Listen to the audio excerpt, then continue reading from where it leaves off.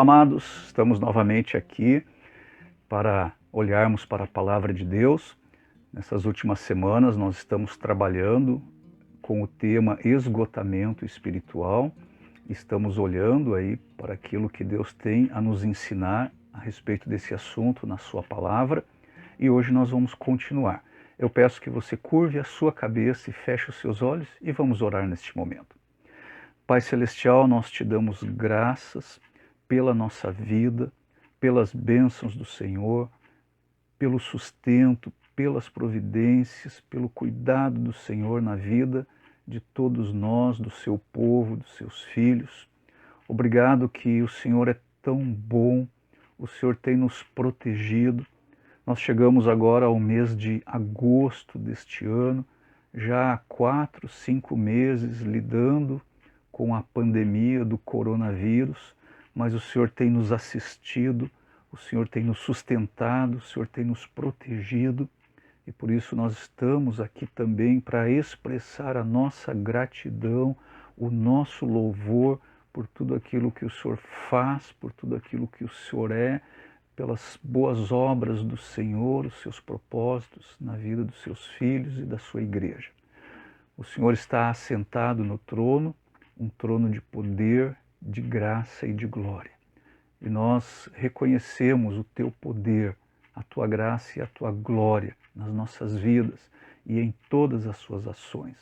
Senhor, continue a nos abençoar agora nesses momentos que vamos passar aqui olhando para a tua palavra. Fala conosco, que a tua palavra trabalhe nos nossos corações, na nossa alma, na nossa mente, e que o Senhor produza, através da sua palavra, tudo aquilo que o Senhor deseja produzir na vida de cada um de nós. Eu peço essas coisas em nome do Senhor Jesus Cristo.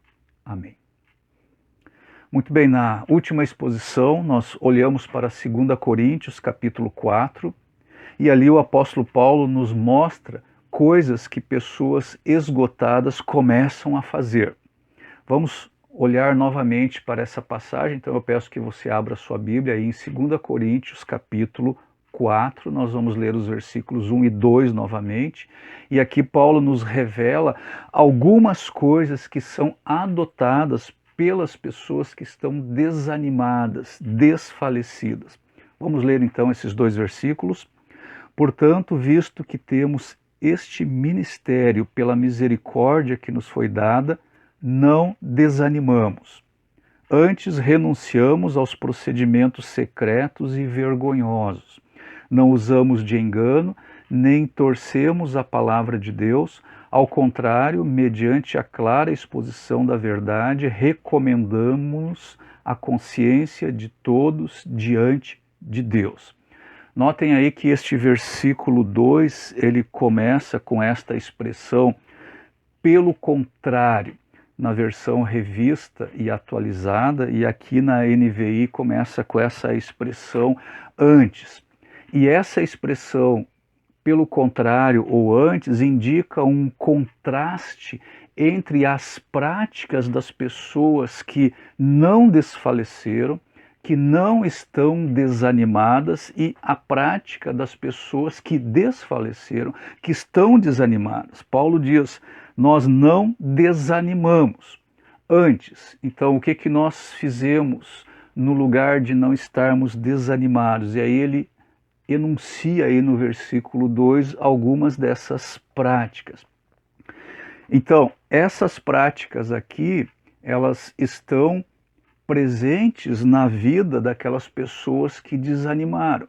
Então, pessoas que desanimaram, elas podem estar envolvidas com estas ações que estão descritas no versículo 2, as quais o apóstolo Paulo diz antes. Ao contrário, nós não estamos desanimados e por isso nós não fizemos isso, que são coisas que pessoas então desanimadas podem estar fazendo nas suas vidas. Agora, não é que estas atitudes, elas estão sempre presentes na vida daquelas pessoas que se encontram desanimadas, não é isso. Mas existe uma grande possibilidade de que essas ações estejam presentes na vida de pessoas desfalecidas. E na última exposição nós olhamos para 3 delas, né? Por primeiro, pessoas que desfaleceram começam a aprovar e a aceitar coisas vergonhosas. Em segundo lugar, pessoas que desfaleceram começam a andar com astúcia ou engano. E em terceiro lugar, pessoas que desfaleceram começam a adulterar a palavra de Deus. E há ainda uma outra atitude que pode ser destacada a respeito de pessoas que desfaleceram. Então, em quarto lugar, pessoas que desfaleceram começam a buscar somente seus próprios desejos no lugar daquilo que Deus deseja. Agora notem o seguinte, pessoas desanimadas, elas ainda conseguem levantar da cama todos os dias para trabalhar, ainda conseguem pagar suas contas, ainda conseguem realizar tarefas desagradáveis, mas necessárias. Tarefas seculares ou tarefas administrativas, elas são mais fáceis de serem mantidas em funcionamento quando nós estamos desanimados, esgotados. O problema, porém, são as tarefas espirituais.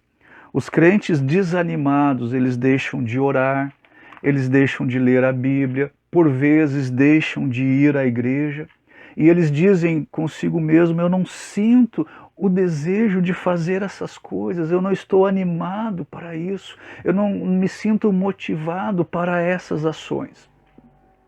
Na verdade, crentes desanimados falham em obedecer, e eles falham em obedecer porque eles não querem obedecer. Agora me corrijam se eu estiver errado. Deus não nos tem chamado para uma vida de obediência? Eu confesso a vocês que muitas vezes eu preciso, como diz o apóstolo Paulo, esmurrar o meu corpo e me colocar de joelhos para ler a Bíblia. Eu não faço isso porque eu tenho a vontade de fazê-lo. Eu faço isso por obediência. Quando nós arrumamos desculpas para não buscarmos as coisas do Senhor, para não estarmos envolvidos com o Senhor, com a igreja do Senhor, com a obra do Senhor, porque nós não sentimos desejo de fazer essas coisas, sabe o que está acontecendo? Nós estamos tornando os maus desejos da nossa carne e do nosso coração, nós estamos fazendo deles aquilo que nos controla. Nós estamos fazendo eles serem o nosso Deus. Paulo disse, em certa ocasião, que as pessoas buscarão para si mesmas pastores e mestres que vão dizer para elas aquilo que elas querem ouvir, porque elas não querem ouvir aquilo que elas deveriam ouvir. Isso está lá em 2 Timóteo, vamos dar uma olhadinha lá, 2 Timóteo, no capítulo 4. 2 Timóteo, capítulo 4, vamos ler os versículos 2 a 4. E aqui Paulo diz o seguinte para Timóteo: pregue a palavra, esteja preparado a tempo e fora de tempo, repreenda, corrija, exorte com toda a paciência e doutrina, pois virá o tempo em que não suportarão a sã doutrina, ao contrário, sentindo coceiras nos ouvidos, juntarão mestres para si mesmos, segundo os seus próprios desejos. Eles se recusarão a dar ouvidos à verdade, voltando-se para os mitos. Paulo diz aí no versículo 3, pois virá o tempo em que, eu creio que nós já estamos nesse tempo. Meus queridos, um dia todos nós, os crentes, os filhos de Deus, todos nós estaremos diante do tribunal de Cristo. E ali no tribunal de Cristo não vai fazer nenhuma diferença o que nós gostamos ou o que nós deixamos de gostar. Aquilo que fizemos na terra para nós mesmos, isso não vai contar em nada. Agora olhe comigo aí a passagem de Eclesiastes, no capítulo 8, Eclesiastes, capítulo 8, olha o versículo 10. Nessas ocasiões, vi ímpios serem sepultados e gente indo e vindo do lugar onde eles foram enterrados. Todavia, os que haviam praticado o bem foram esquecidos na cidade. Isso também não faz sentido.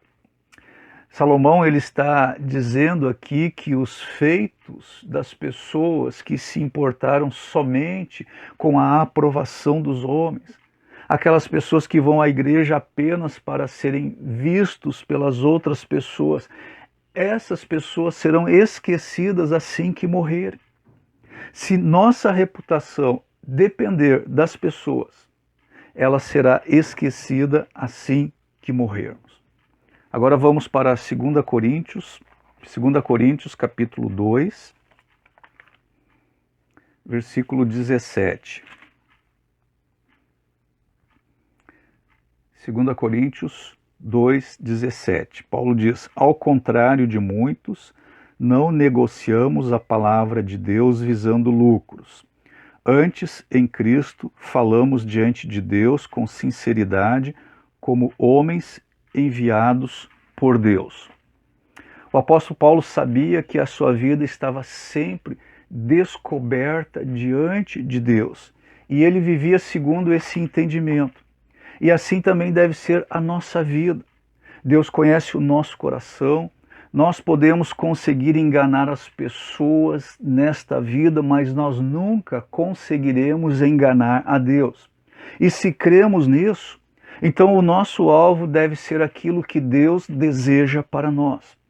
Paulo estava diante de Deus, ele estava unido a Cristo e por causa disso, ele diz aí, eu não negocio a palavra de Deus.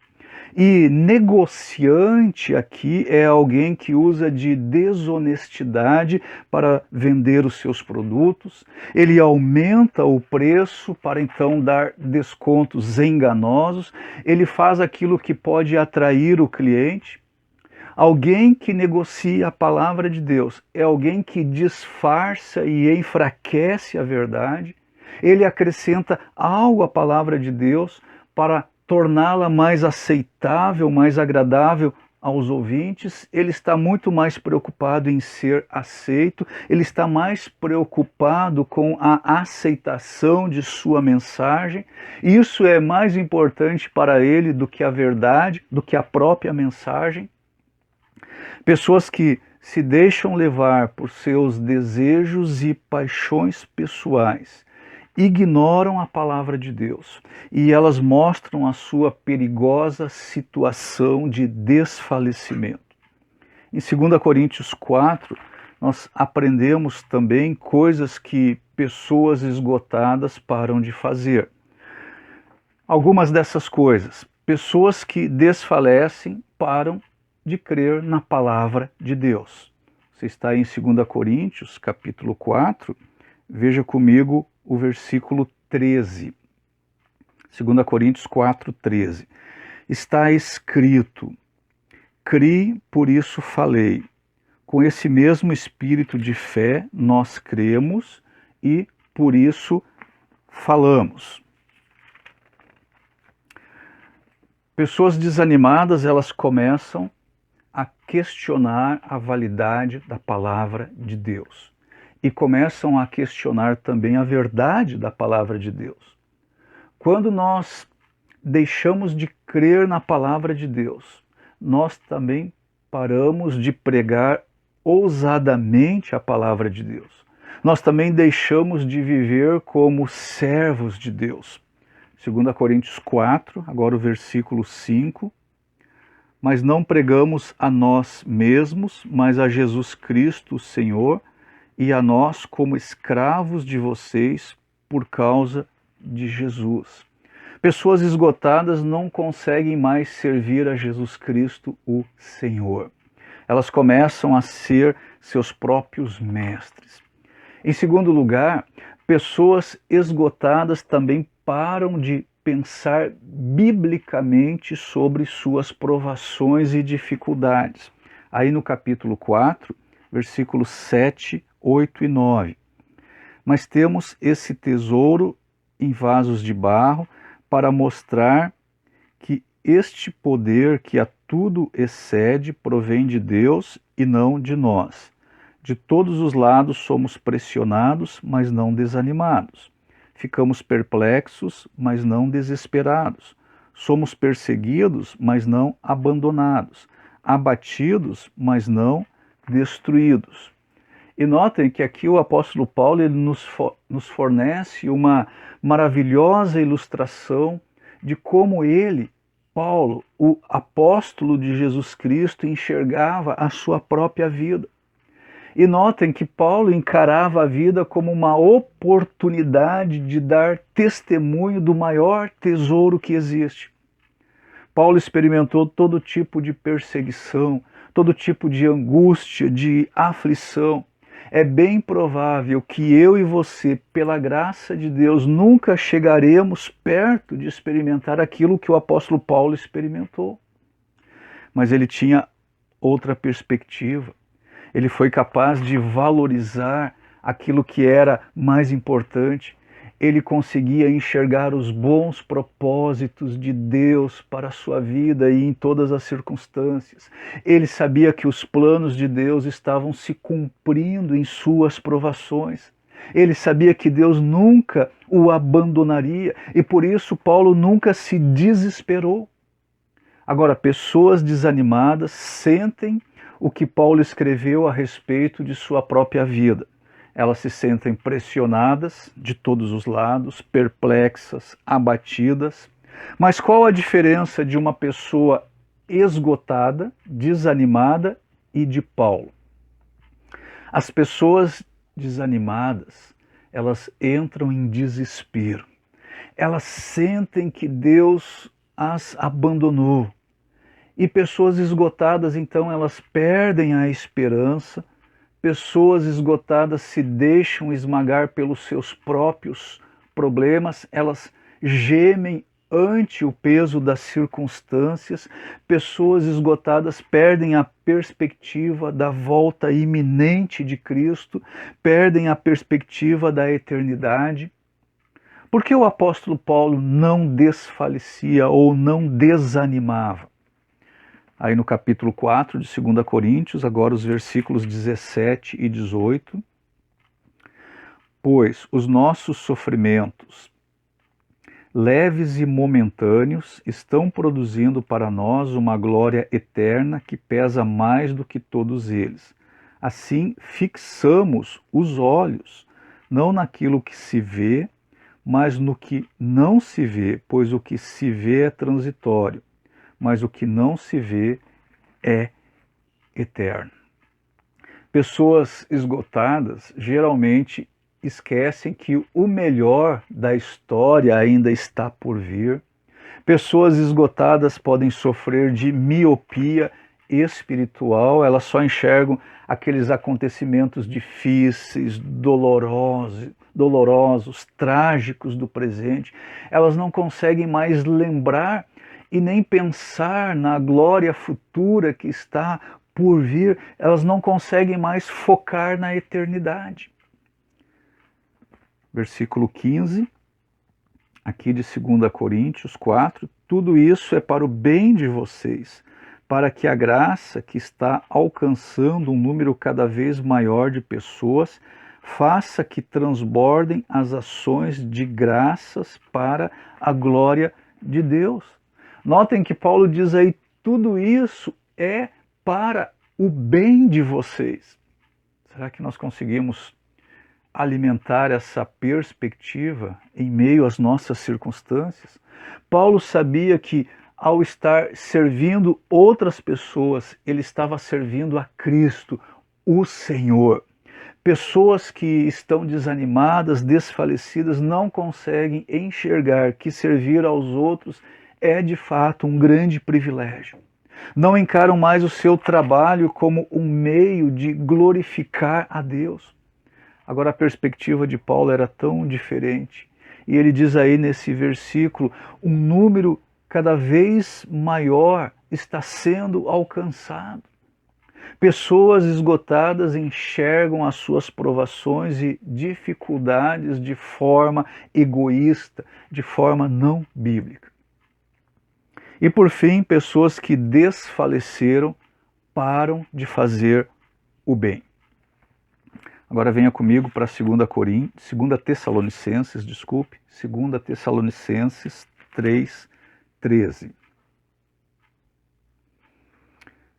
Aqui Paulo diz o seguinte: quanto a vocês, irmãos, nunca se cansem de fazer o bem. No versículo 11, Paulo tinha ouvido falar o seguinte, versículo 11: pois ouvimos que alguns de vocês estão ociosos, não trabalham, mas andam se intrometendo na vida alheia. Pessoas desanimadas, elas param de servir as outras pessoas, elas passam a ficar concentradas apenas em si mesmas, tornam-se pessoas murmuradoras, tornam-se pessoas intrometidas na vida das outras pessoas e fazem isso porque pensam mais no que as pessoas deveriam fazer por elas do que naquilo que elas poderiam fazer pelas outras pessoas e para Deus. Paulo exortou os Gálatas da mesma maneira. Agora venha comigo para a carta de Paulo aos Gálatas, capítulo 6, versículos 9 e 10. Gálatas 6, 9 e 10.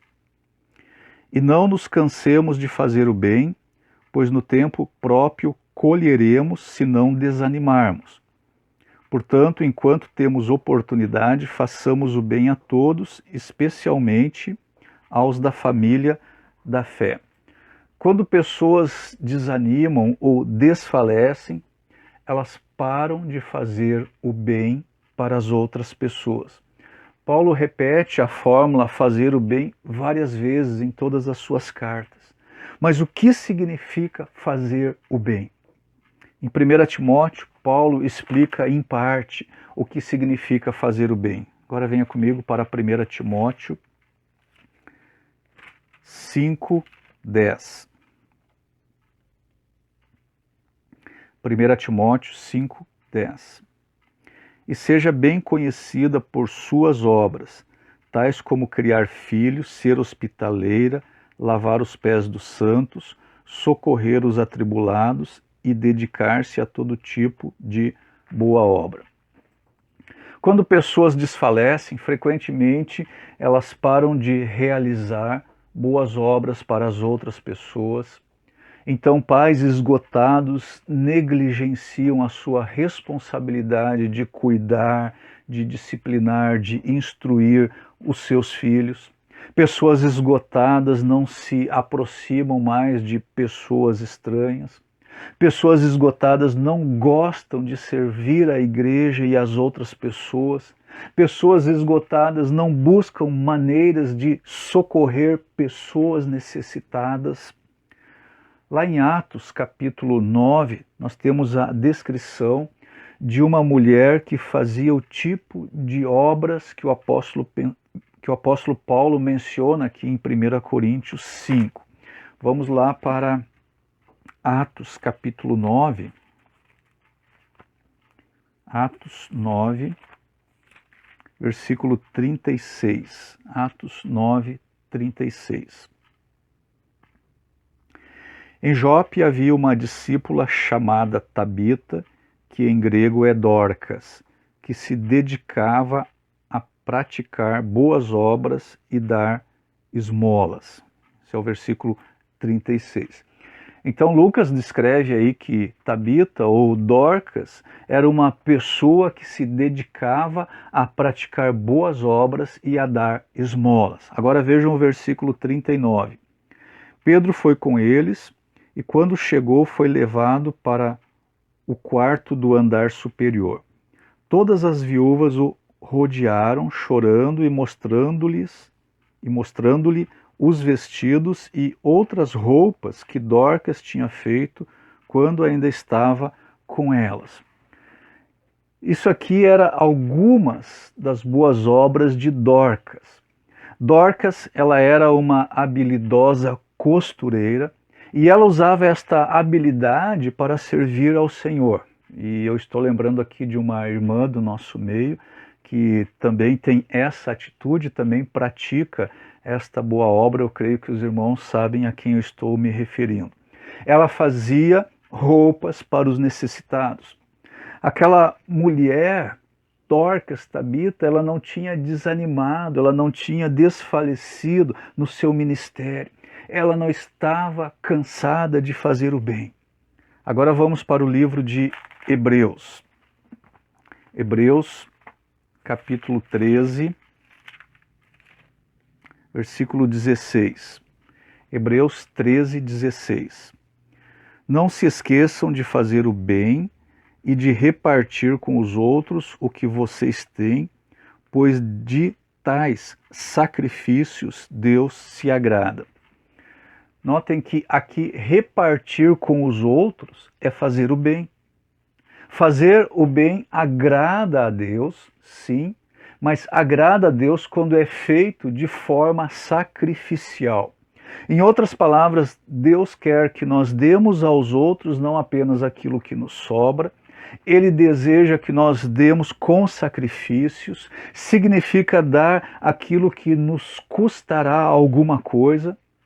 Se nós observarmos os versículos anteriores desta passagem, nós vamos perceber que fazer o bem também envolve ser constante no amor fraternal, envolve mostrar hospitalidade, envolve lembrar-se daqueles que estão presos, envolve cumprir nossos votos de casamento, significa não sermos gananciosos, significa encorajar e dar apoio aos presbíteros e aos pastores da igreja, envolve seguir o exemplo de piedade deles, envolve não se deixar levar por ensinos estranhos. Você pode conferir tudo isso aí em Hebreus capítulo 13, versículos 1 a 9. Mais adiante, aí o autor de Hebreus diz que outra boa obra é ser fortalecido pela graça e oferecer continuamente um sacrifício de louvor a Deus. É submeter-nos à liderança da igreja, é orar por eles. Eles cuidam das almas daqueles a quem ministram. É uma boa obra orar por todos que ministram a palavra de Deus. Orem para que eles continuem puros, honrosos em tudo. Você pode conferir tudo isso em Hebreus 13, 9 a 18. Agora, pessoas desanimadas não fazem mais essas boas obras. Então, a falta de boas obras na vida de um crente pode ser um sinal de que a pessoa está tendo um problema de esgotamento espiritual. A falta de boas obras, na verdade, é um sintoma de um problema muito maior. Eu creio que um crente não deve negligenciar a prática de boas obras. Se um crente não pratica boas obras, isso pode revelar um problema cardíaco. Este problema cardíaco pode ser muito sério. Finalizando, então, o esgotamento é um problema comum, mas é um problema sério. Ele tem sérias consequências na vida do crente. Nós precisamos vigiar para não ceder à tentação de desfalecer. E nas próximas exposições nós vamos estudar sobre como evitar esgotamento e como nos recuperar do esgotamento se já estivermos enfrentando este problema. Deus tem uma solução para o problema do desânimo, para o problema do esgotamento, e nós podemos entender melhor esta solução de Deus se nós estivermos dispostos a deixar que o seu Espírito Santo trabalhe em nosso coração e trabalhe nas nossas vidas. Hoje nós vamos ficar por aqui, semana que vem nós continuamos deste ponto.